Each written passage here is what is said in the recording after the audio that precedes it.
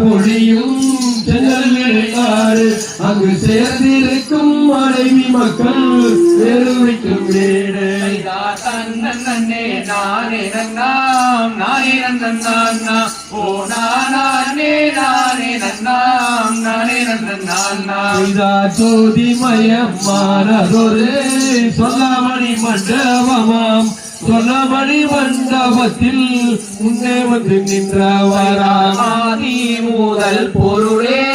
அந்தி பகவானே இப்போ அடிய நாவில் போற்றி செய்து அகமகிழ்ந்து நின்றவராம் போற்றியவர் போய் நடந்தார் நன்னே நடந்தார் ஓ நானே நானே